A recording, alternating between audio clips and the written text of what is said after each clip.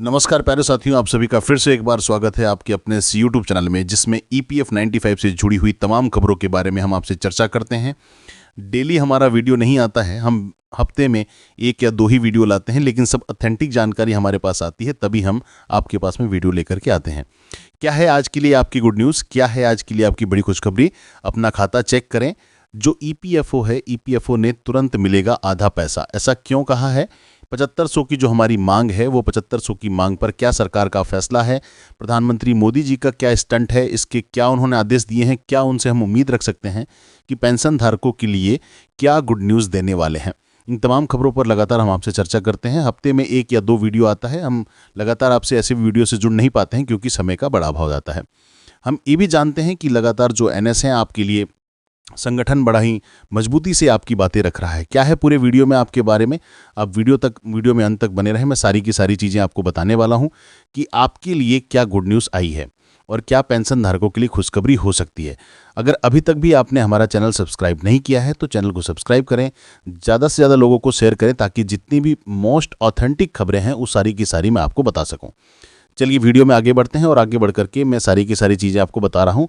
EPS 95 pension धारक जो हैं, वो बड़े दिनों से, बड़े लंबे समय से 7500 की मांग कर रहे हैं, और उस 7500 की मांग में कहीं ना कहीं सरकार को हम देख रहे हैं कि लगातार वादे कर रही है सरकार, लेकिन उन वादों को पूरा नहीं कर पा रही है।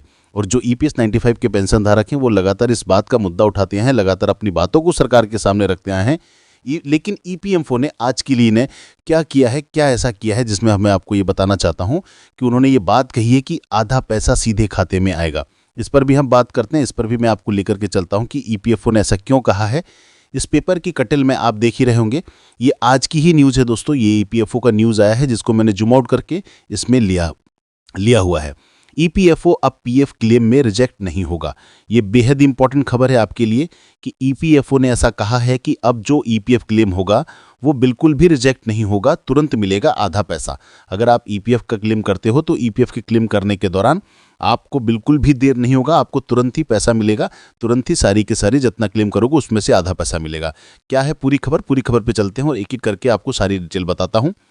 कर्मचारी भविष्य संगठन निधि EPFO ने सभी क्षेत्रीय और आंचलिक कार्यालयों पर कहा है कि अंतिम PF सेंटर सेटलमेंट के दावों को अब अधूरा बता के खारिज नहीं किया जाएगा। अब इन दावों पर आंशिक भुगतान यानी पार्सल पेमेंट की सुविधा मिलेगी। इसमें उन लोगों को आर्थिक परेशानी से बचाया जा सकेगा जिनके EPF खातों में उनके पूर्व नियोक्ताओं ने पूरा योगदान नहीं किया है। यह फैसला उन हजारों कर्मचारियों के लिए बड़ी राहत लेकर के आया है जिन्हें पैसे की तुरंत जरूरत होती है और क्लेम रिजेक्ट होने के नाराज होना पड़ता है। EPFO ने यह कदम इसलिए उठाया है क्योंकि उसे लगातार शिकायतें मिल रही थी कि कर्मचारियों की अंतिम PF क्लेम खारिज किया जा रहा है। ये पूरी की पूरी खबर थी जो EPFO ने आज के पेपर दैनिक भास्कर, आप देख रहे हो, हिंदुस्तान के 14 करोड़ से ज़्यादा पाठकों द्वारा पढ़ा जाने वाला ये पेपर है, और इसमें EPFO ने ये घोषणा की है, EPFO ने अनाउंसमेंट किया है। EPFO 3 इन्होंने लागू किया है, जिसमें इन्होंने ये बात भी कही है कि EPFO अब क्लेम करने के लिए जो भी पेंशन धारक आएगा उसे तुरंत मिलेगा आधा पैसा, ऐसा इन्होंने बताया है। लेकिन अगर मैं बात करूं EPS 95 के पेंशन धारकों की, तो EPF 95 के जो पेंशन धारक हैं वो लगातार अपनी बात को, लगातार अपनी आवाज़ को उठाते आए हैं, और इसमें इन्होंने ये बात कही है कि क्या हम सिर्फ और सिर्फ आंदोलन ही करते रहेंगे? जब कल मोदी जी ने देश के नाम संबोधन किया, कि देश के नाम संबोधन करने के दौरान भी हम ये आशा कर रहे थे, हम ये उम्मीद कर रहे थे कि कहीं ना कहीं PM मोदी के द्वारा EPF 95 के पेंशन धारकों के लिए कुछ ना कुछ बातें कही जाएंगी, और जो हम 7500 की मांग लगातार उठा के आए हैं, क्या उन मांगों पर प्रधानमंत्री के द्वारा कोई ना कोई बात कही जाएगी, कोई ना कोई आश्वासन दिया जाएगा। लेकिन हम लगातार देख रहे हैं PM मोदी के द्वारा एक भी बार EPF 95 के पेंशन धारकों के लिए कुछ भी वर्ड नहीं बोले जा रहे हैं। क्या हमने इसीलिए सरकार बनाई थी?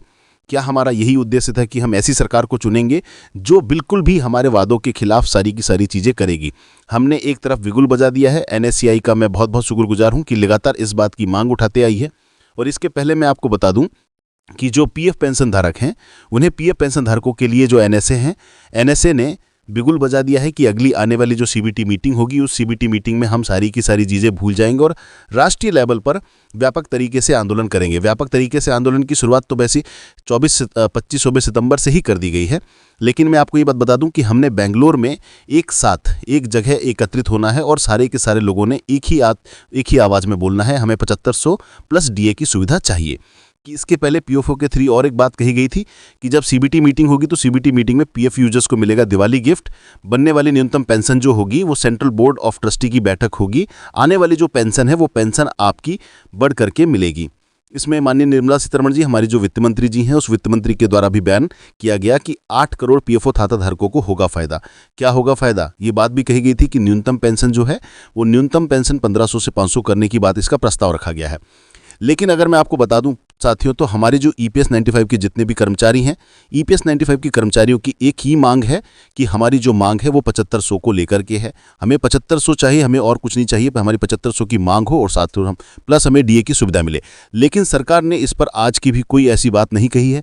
सरकार सिर्फ आश्वासन देते जा रही है, सरकार आश्वासन दे रही है। क्या इन आश्वासनों से सारी की सारी चीज़ें हो जाएंगी? वो बुजुर्ग जिन्होंने अपने जीवन के 30 से 40 साल इस देश के विकास के लिए लगा दिए, क्या वो देश के विकास में लगाए हुए उन 30 से 40 सालों का सिर्फ इतना सा हक चाहिए? उन्हें 7500 उनके अंतिम जीवन के व्यापन करने के लिए चाहिए। तो सरकार इसकी भी बात नहीं सुन रही है।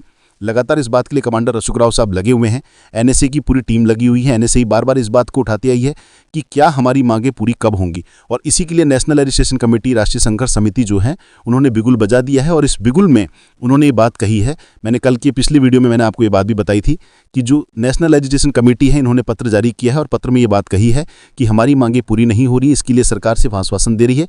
इसी के खिलाफ हम प्रत्येक सांसद, प्रत्येक विधायक, प्रत्येक क्षेत्रीय कार्यालय में ज्ञापन सौंप रहे हैं। और ज्ञापन सौंपने के बाद हम ये मांग कर रहे हैं कि हमारी राशि को 7500 किया जाए, और इसके लिए सरकार से लगातार बेंगलोर में राष्ट्रव्यापी आंदोलन करेंगे। राष्ट्रव्यापी आंदोलन करने की भी हमारी कुछ जरूरत नहीं थी, लेकिन सरकार ऐसी बातें कर रही है कि सरकार सिर्फ आश्वासन दे करके हमारी जो राशि है उसको बढ़ाने का काम नहीं कर रही है। मैं आपकी बातों पर लगातार उठाते आया हूँ। उस राष्ट्रव्यापी आंदोलन में हम अपनी मांगों को पूरा होते हुए देखेंगे। हम सरकार से दरख्वास्त कर रहे हैं, सरकार से ये बात लगातार बोल रहे हैं कि हमारी मांगें पूरी करो, हमारी मांगें पूरी करो।